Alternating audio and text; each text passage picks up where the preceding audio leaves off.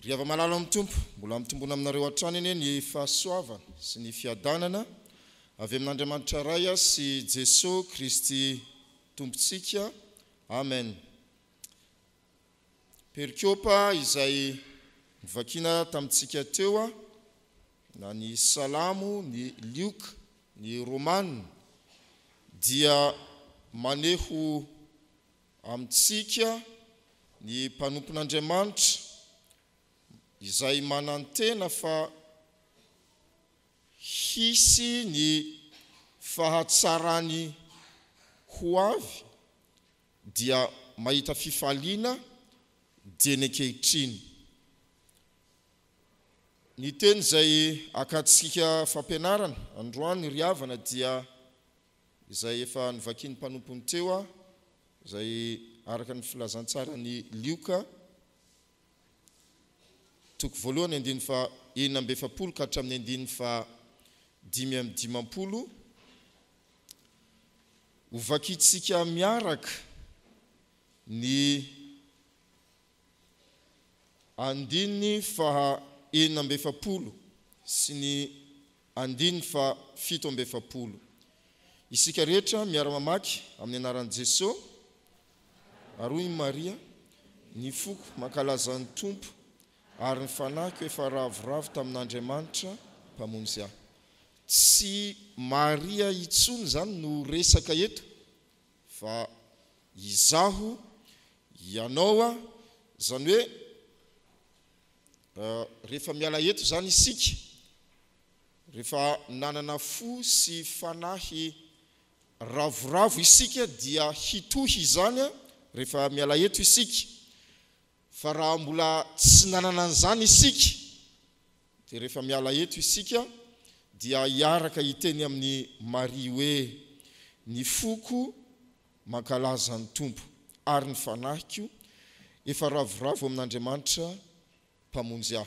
Ry hava malala amin'ny tompo, rehefa jerena ny fiainantsika, rehefa mivoaka eto tokotany zany tsika mitazana ny manodidina, dia rehefa diniatsika ireny trano rehetrarehetra hitatsika ireny ny ao anatin'izy ireny dia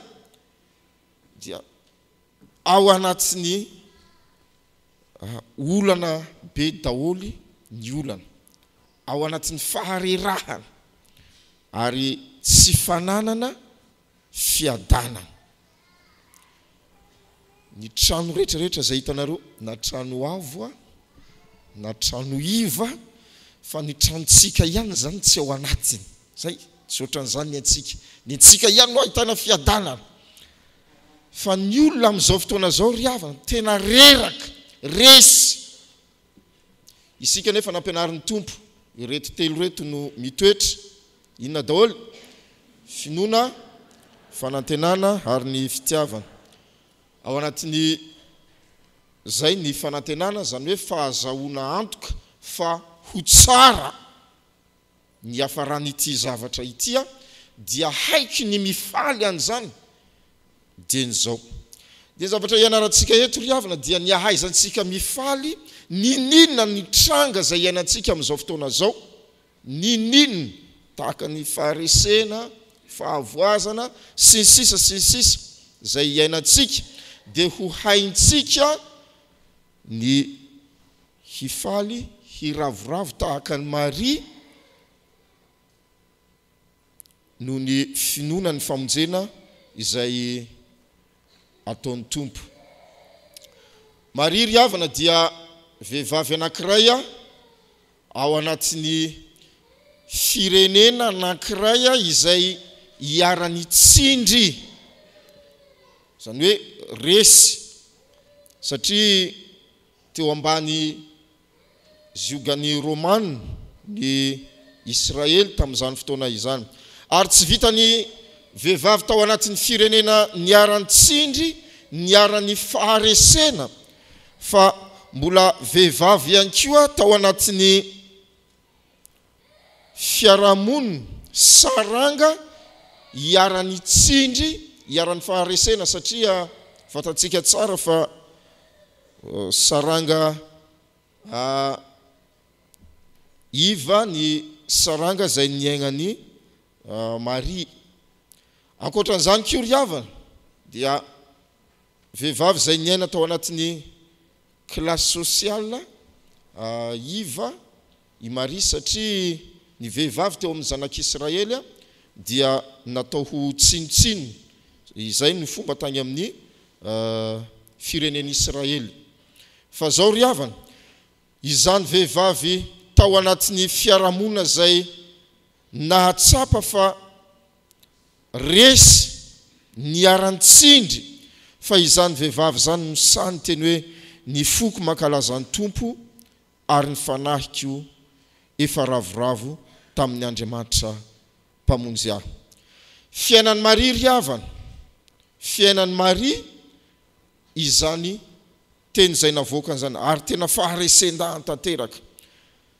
Miainany zany faharesendahatra, ny fifaliana sy fiadanana izany Maria no ny antony roa zay ho azavaina amintsika ary rehefa mazava amintsika ny antony nazahoan'i Maria an'izany fiadanana izany dia ianarantsika dia mba hahitantsika an'izany fiadanana izany ihany koa.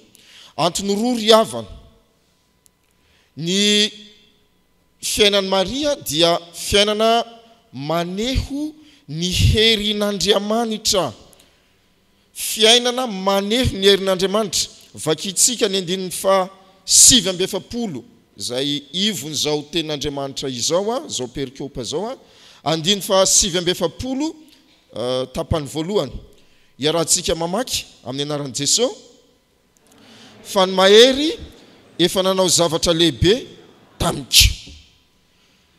Maria zany nahatsapa fa ilay famonjena mbola eritreretin'olona mbola ho avy, fa amin'ny Maria ny famonjena dia efa iainany. Ny mahery ozy izy dia nanao zavatra lehibe tamiko. Ny hevitry ny teny zay manakaiky ny teny Grika zay fototry ny soratra masina zay nalaina tamin'ity teny ity ry havana dia zao ny dikan'io. Ny dikany hoe fa ny mahery efa nanao zava-dehibe tamiko, zao ny dikany. Ilay hanitokana manampahefana efa nanao zavatra mitalakotrokotroka tato amiko sy ho ahy ary amin'ny alalako. Averiko kely ndray mandeha. Zao ny hevitry ny teny. Ilay hanitokana manampahefana efa nanao zavatra mitalakotrokotroka tato amiko sy ho ahy ary amin'ny alalako. Ry hava malala ao amin'ny tompo. Maria ry havana dia nino tanteraka fa Andriamanitra izay nitahy azy dia Andriamanitra manana fahefana hanova zavatra. Ary izany fahefan'Andriamanitra izany dia miseho amin'ny alalan'ny famindram-po izay miteraka zavatra roa samihafa araka ny finoan'i Maria ry havana. Dia ny famindram-po manova tantaran'olombelona.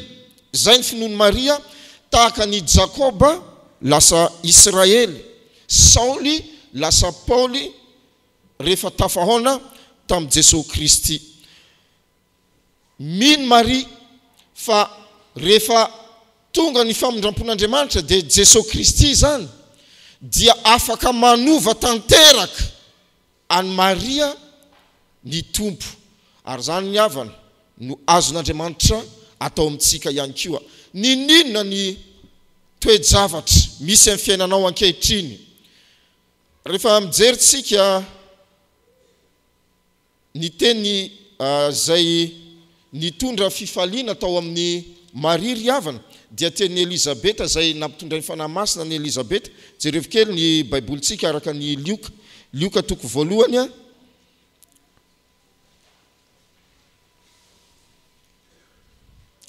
Lioka toko voalohany 2:20. isika rehetra miara-maky amin'ny anaran'i Jesosy dia niantso tamin'ny feo mahery hoe izy voatahy samy vehivavy ianao ary voatahy ny ateraky ny kibonao. Rehefa nahenao an'izany Maria ry havana dia nino ny fitahina, ny atao hoe fitahina efa fantatsika rehetra ry havana dia zao, ny atao hoe fitahina dia tolotanana izay omen'Andriamanitra anao havitanao zay tsy tokony ho vitanao. Ka na inana toe-javatra izay miatra amin'ny fiainanao ankehitriny ry havana izay tsy mahatonga antsika hanana fiadanana, izay mahatonga antsika tahaka ny resy, izay mahatonga antsika reraka, dia hain'Andriamanitra ny manova an'izany tantara zany ry havana. Ary raha mino an'izany ianao dia ho hitanao ny voninahitr'Andriamanitra. Izay ny voalohany. Dia ny faharoa, mino koa i Maria fa izany famondrampon'Andriamanitra amin'ny alalan'i Jesosy Kristy izany dia manova ny tantara ny firenena. Ary mahagaga zany ry havana,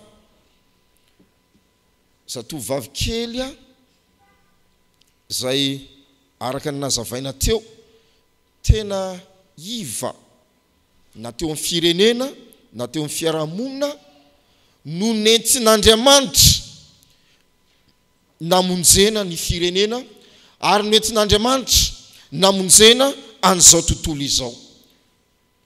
Hain'Andriamanitra natao tamin'ny Maria zany ry havana dia hain'Andriamanitra atao amin'ny fiainanao ihany koa, satria fahefan'Andriamanitra ny manova ny tantaram-piainantsika amin'ny alalan'ny famondrampon'Andriamanitra. Zay ny voalohany, ny fiainan'i Maria dia maneho ny herin'Andriamanitra. Ny faharoa, ny fiainan'i Maria ihany koa ry havana dia maneho fa masina Andriamanitra. Maneho ina ny fiainan'i Maria ry havana? Maneho fa masina Andriamanitra. Tapany faharoa amin'ilay teny vakitsika teo, 7:7. Tsika rehetra miara-mamaky amin'ny anaran'i Jesosy, ary masina ny anara. Masina ny anara. Ny teny manakaiky ny teny fototra ihany ry havana dia zao ny dikan'io: nafindrany tato amiko ny fahamasinany anarany. Zany hoe ny fahamasinana anaran'Andriamanitra dia nafindra tao amin'ny Maria, ary zany finoany Maria ry havana. Fa ho azavaiko kely mba tsy hahatonga antsika heritreritra an'izany hevitry ny teny zany ho hevitra ara-moraly, fa tena ho hevitra ara-pivavahana ry hava-malala amin'ny tompo. Ny fahamasinan'Andriamanitra nafindra tamin'ny Maria ka nahatonga ny Maria hanana fifaliana ao anaty, hanana fiadanana ao anaty. Ny matoan-teny hoe hagios amin'ny teny Grika no nadika hoe masina eto amin'ny teny ny fototeny, dia ny fakanteny hagos zay midika hoe mikarakara ny sakafo voatokana ho an'Andriamanitra. Izay zany dikany, mikarakara ny sakafo voatokana ho an'Andriamanitra. Izay ny heviny, fa tsy ilay fahamasinana zay eritreretintsika hoe fomba fiteny, fomba fihetsika sy ny sisa sy ny sisa. Ary io sakafo izay karakaraina io ry havana dia tsy misy afaka mihinana an'io afa-tsy izy Andriamanitra ihany. Ka i Maria zany mahatsaro hoe nomen'Andriamanitra andraikitra hikarakara sakafo izay tsisy mihinana an'io afa-tsy Andriamanitra ihany. Izay zany faharesen-dahatra tao amin'ny Maria. Ny fiainan'i Maria dia natokana hikarakarana an'izay momba n'Andriamanitra izay. fanolorantena tanteraka. Nde jerentsika ny baibolitsika Jaona toko faefatra. Jaona toko faefatra.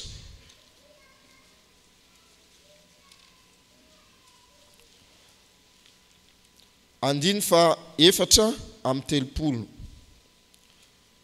Jaona toko faefatra. Andiny fa efatra amin'ny telopolo. Isika rehetra andiny fa efatra amin'ny telopolo. Isika rehetra miara-mamaky amin'ny anaran'i Jesosy.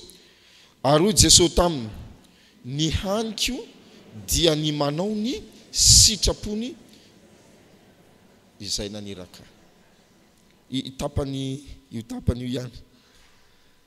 Ry hava-malala ao amin'ny tompo. Mahafinaritra anahy ny fiasan'ny fanahy masina. Zaho moa tsy nanampoy an'ity sekoly ho an'ny ina moa disciple. Zay le izy. Tsy nanampoy fa tonga teto aho dia nanazava tamiko pasteur hoe ny mahajobily aloha fantako fa ity zavatra tia tsy nomaniko fa ny mahagagana rehefa nanomana an'ity toriteny ity za dia ny fifandrifian'ilay toriteny zay nomanina sy ny zavatra zay natao teto androany tena tsy takatry ny saina ny fiasan'ny fanahy masina. Ry hava-malala ao amin'ny tompo, ianareo zay nanolo tena, ary zay mitsy ny fiainan'ny Maria teto izay nahatonga ny fiadanana tao aminy dia zao ny fanolorany tena hikarakara ny asan'Andriamanitra, hanao ny asan'Andriamanitra. Ary io ry havana tena arabaky teny mihitsy ny hoe mikarakara ny sakafon'Andriamanitra, tsy hoe hikarakara ny sakafon'Andriamanitra fa araka ny Genesis toko voalohany andiny fahaenina amby roapolo io ry havana. Jereo kely ny baibolitsika Genesis toko voalohany andiny fahaenina amby roapolo.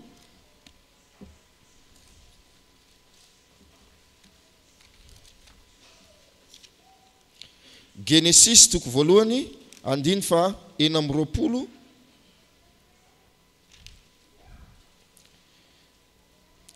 Amin'ny anaran'i Jesosy sika rehetra miara-mamaky. Ary Andriamanitra nanao hoe andeha isika hamorona olona tahaka ny endritsika ary araka ny tarentsika. Eo ihany. Ka ny asantsika fiangonana ry havana, ny asantsika disciple ry hava-malala ao amin'ny tompo dia manolo tena hikarakara ny olona zay noforonin'Andriamanitra tahaka ny endriny. Rehefa tsy isika fiangonana moa no manao an'izany ry hava-malala ao amin'ny tompo, iza no andrasany hanao an'izany.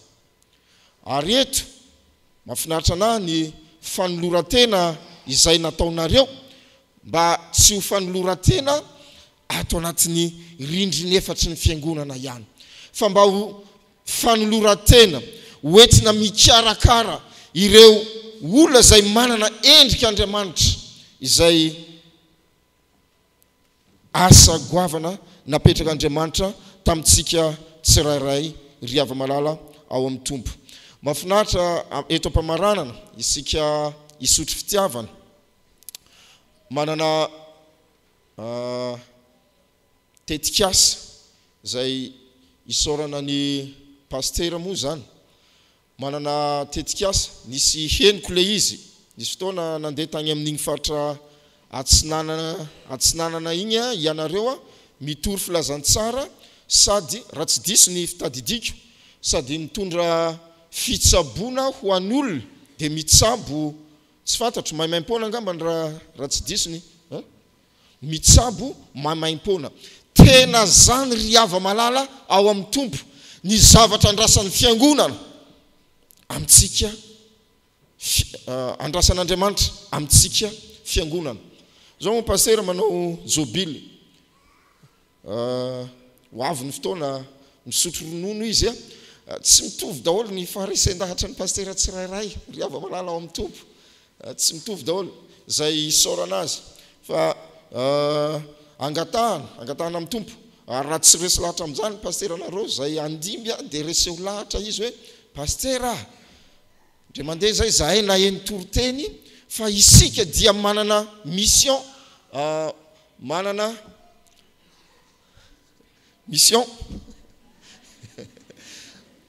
hikarakara an'ireo olona izay manana ny endrik'Andriamanitra ary zay nahitany Maria fifaliana sy fiadanana ary andramo zany ry havana raha mbola tsy nanao an'izany ianao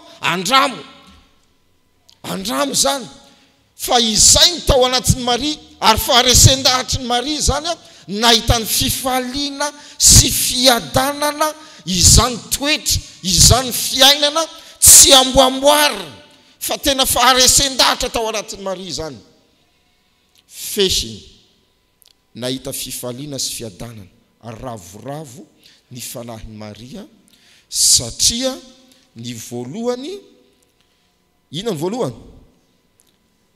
voalohany maneho ny herin'Andriamanitra ny fiainan'ny Maria nahita fifaliana sy fiadanana i Maria satria ny fiainany dia natokany hikarakarana ny olona zay manana ny endrik'Andriamanitra dia enganery havana mba ho fiainantsika isanandro koa ny fiainan'ny Maria ao anatin'izany fifaliana sy fiadanana noho ny fahazahonintsika antoka ny famonjena ny fahatsarana zay mbola ho avy amin'ny fiainantsika na mbola tsy hainantsika ankehitriny azy fa inontsika fa tsy maintsy ho avy noho ny famindrampon'Andriamanitra raha orony izao tontolo izao raha mitanondrika izao tontolo izao raha tsy mahita fifaliana izao tontolo izao isika pinkiosa dia ho ravoravo amin'ny Jehova ny fanahintsika satria mino ny famonjena zay ataony Andriamanitra zay ivavahantsika amin'ny alalan'ny famindrampony fa tsy amin'ny alalan'ny hery zay ao anatintsika ho an'Andriamanitra rereny voninahitra amen.